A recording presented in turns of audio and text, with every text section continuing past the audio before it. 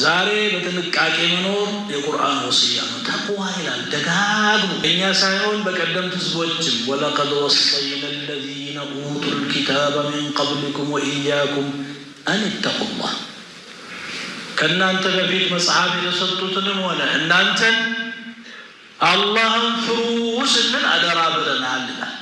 አላህ የሰጠን ነገር ሁሉ የአላህ አደራ ነው።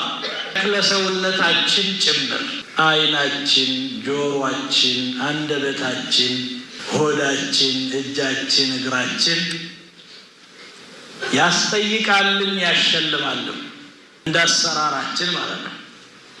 إن السمع والبصر والفؤاد كل أولئك كان عنه مسؤولا إلى جورو عيننا لبن يقولوا ميت يقوم بتنا حسابات تتياكين نتال